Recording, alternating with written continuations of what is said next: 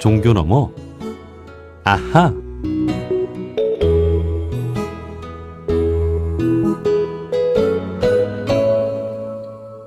매주 월요일 코너입니다. 종교 너머 아하. 종교의 우를 넘어 이웃 종교와 화합하고 협력하는 분들을 초대해서 이야기 나눠보는 시간인데요. 한국의 대표적인 종교인 모임 중 하나죠. 한국종교인연대가 지난 목요일 제125차 평화포럼을 열었습니다. 이날 평화포럼의 주제는 한반도 평화를 위한 종교의 역할이었는데요. 이 포럼에서 한국종교인연대 상임대표 김대선 교무님이 좌장을 맡고 한국종교인평화회의 전 사무총장을 지내신 변진흥 박사님, 대한성공회 파주교회 김현호 신부님, 한국민족종교협의회 이사인 한재훈 교수님, 대한불교조계종 법화사 주지 도성 스님이 함께해 주셨습니다. 자, 이날 어떤 이야기들이 오갔는지 이 평화포럼을 준비하신 한국종교인연대 간사 서울디지털대 윤창원 교수님과 말씀 나눠보겠습니다. 교수님 안녕하세요. 네, 반갑습니다. 예, 반갑습니다. 자, 우선 한국종교인연대 간단한 소개부터 해주실까요? 아마 한국종교인연대가 익숙하지 않으신 분들이 많으실 것 같긴 한데요. 이게 한국에서 만들어진 건 아니고요. 1995년 유엔에서 시작이 되어져서 종교 관련 단체들에게 이 종교연합과 관련되어진 모임을 요청이 있었고요. 그래서 2000년 6월에 미국에 있는 피츠버그에서 종교연합 현장 조인과 함께 시작한 국제종교 네트워크입니다. 현재는 한 40개국 정도의 네트워크가 있고 한국에서는 2000년부터 준비 모임을 가지고 2004년 6월에 7대 종교 성직자들이 중심이 되어져서 문화체육관광부 사단법인으로 출발을 했습니다. 지금까지 한 25주년 된 일종의 종교 간 대화 협력 네트워크라고 할 수 있을 것 같습니다. 네, 영어로 URI죠? 네, URI 코리아라고 하고 있습니다. 이게 네. 이제 한국 지역 챕터 성격을 좀 가지고 있어서 URI라고 하는 일종의 그 세계 본부의 이름을 가지고 있고 한국은 URI 코리아 이렇게 부르고 있습니다. 네.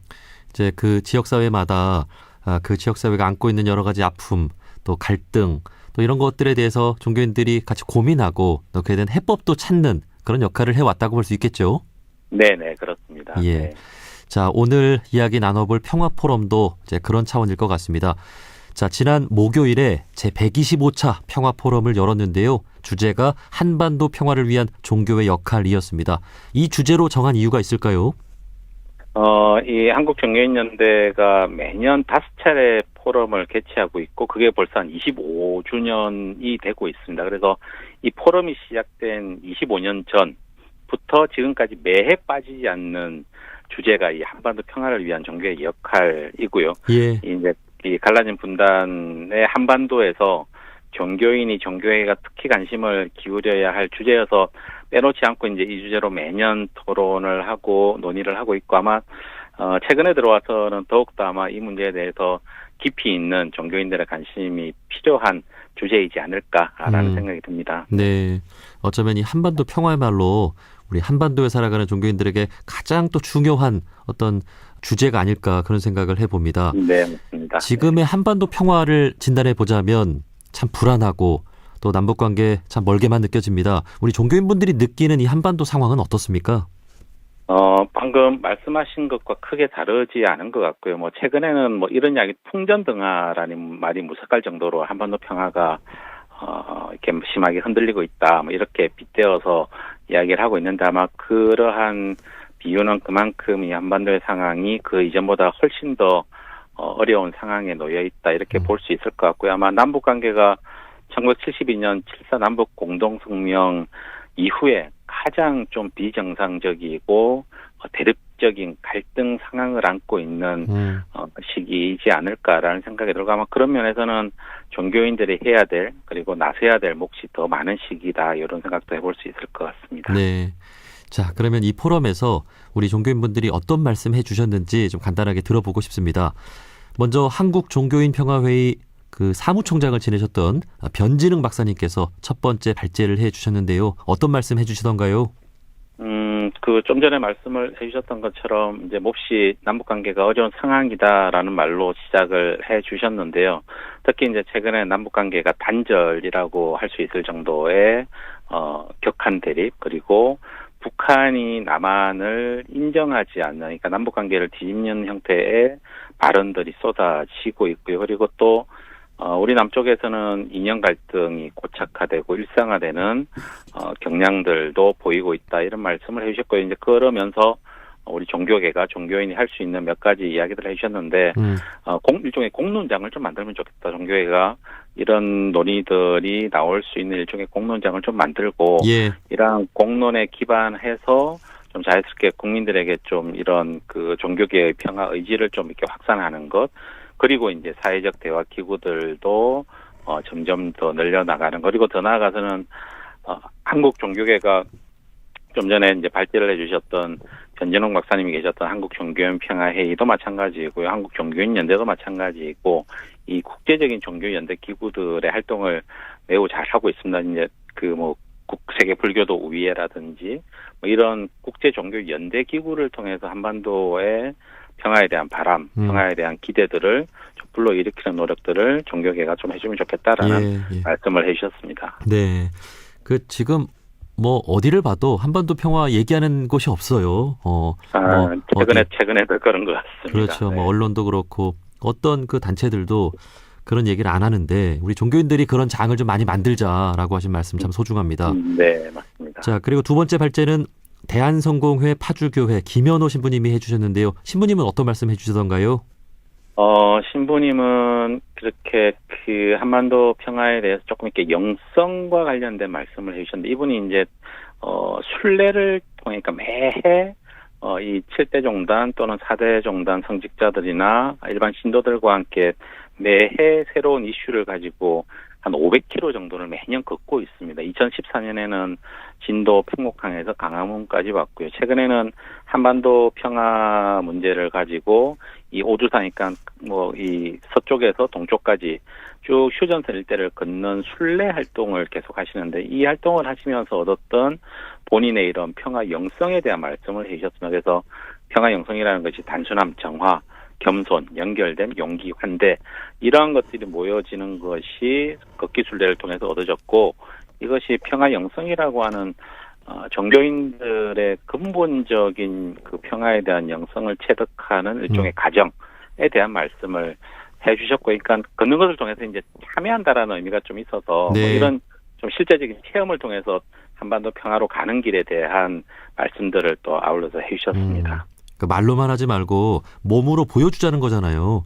몸으로도 보여주고 일단 자신이 스스로 깊이 그러한 체험들을 좀 해서 그러한 것들이 자연스럽게 좀 발로가 될 수 있도록 해주는 것, 주변과 이웃과 가족과 나아가서 지역과 세계와 국가에 이러한 것들이 좀 영성이 이렇게 좀 확대될 수 있도록 하는 것들이 필요하다. 말로만 하지 말자 말씀하신 대로 너무 말로만 요구하고 있으니까 이런 것들이 좀 체화되면 좋겠다는 바람이신 것 같습니다. 네, 올해 아마 3월이었을 겁니다. 3.1운동 3.1절을 기점으로 해서 우리 김현호 신부님뿐만이 아니라 4대 종교 성직자분들이 DMZ길 한 500km 정도 되는 맞습니다. 거기를 걸으면서 DMZ 평화의 길을 만들어보자. 앞으로 그 산티아고 순례길이 있다면 한반도 평화의 길을 그렇게 만들어보자라고 하시면서 그렇게 종교인들이 몸소 평화를 이렇게 만들어내는 기억이 납니다. 예. 자, 그리고 이어서 한국민족종교협의회 이사 한재훈 교수님과 대한불교조계종 법화사 주지 도성 스님이 토론을 해주셨는데요. 토론 내용은 좀 어땠습니까?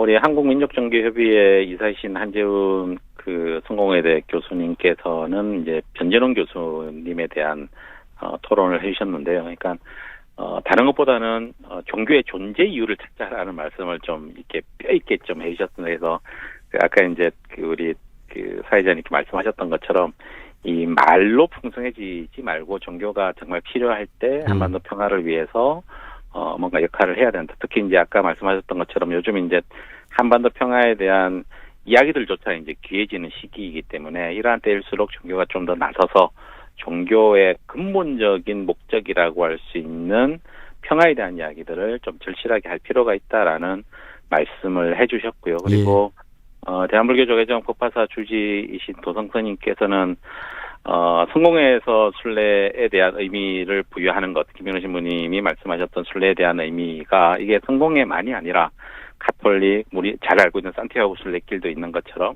불교도 마찬가지로 그 길을 통해서 이것이 이제 뭔가 보여지는 것이 아주 막 사회와 밀접하게 가는 것은 아니지만 이런 수행을 통해서 결국은 자신의 깨달음, 이러한 깨달음을 통해서 사회와 합일되고 세상과 이렇게 이치와 맞닥뜨리는 과정들을 걷는 과정을 통해서 좀 이렇게 완전히 좀 이렇게 합의하는, 이 합의의 과정은 평화로운 관계로 나아가는, 평화 영성에 대한 이런 관계로 나가는 뭐 순례의 의미에 대해 좀 부연해서 말씀을 해주셨던 것 같습니다. 네. 이렇게 종교는 다르지만 한반도 평화에 대한 고민과 해법은 다 통하는 것 같습니다. 결국 또 이러한 우리 종교인들의 해법이 구현되기 위해서는 정치의 역할이 또 중요하지 않겠습니까?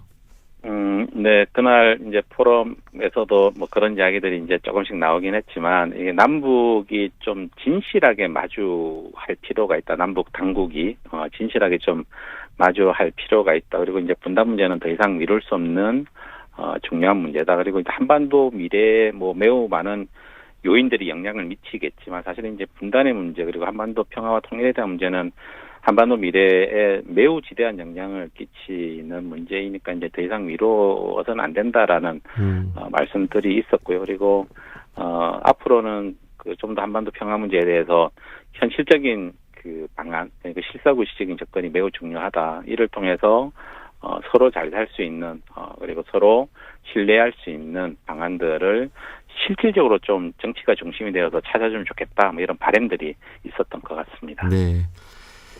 자, 제 125차 한국종교인연대의 평화포럼, 네, 한반도 평화를 위한 종교의 역할, 참 그 우리 종교인들의 고민과 그런 해법이 참 귀하게 느껴집니다. 마지막으로 우리 종교인분들과 또 시민들께 해주고 싶은 말씀이 있다면 한 말씀 해주실까요? 이제 사회자님께서 언급을 해주셨던 것처럼 요즘은 이제 평화에 대한 그 논의 자체가, 평화에 대한 이야기 자체가 좀 귀해진 시기인 것 같습니다.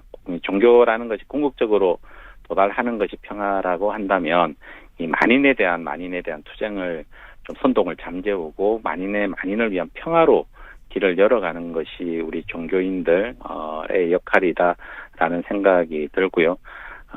종교인들이 자신을 뭐 희생을 하더라도 평화를 위한 다리를 건설하는 것이 종교의 매우 중요한 역할이다라는 생각이 듭니다. 그런 면에서는 한 사람 한 사람이 평화의 기점이 되는 것, 거기서부터 시작을 하고, 그리고 그러한 일상들을 이웃과 가족과 지역과 국가로, 세계로 나눌 수 있는 그런 역할들을 종교인들이, 그리고 나아가서 시민들이 함께 해야 될 매우 중요한 시기겠다라는 말씀을 드릴 수 있을 것 같습니다. 네, 고맙습니다. 한국종교인연대 간사 서울디지털대 윤창원 교수님과 말씀 나눠봤습니다. 교수님, 오늘 말씀 고맙습니다. 네, 고맙습니다.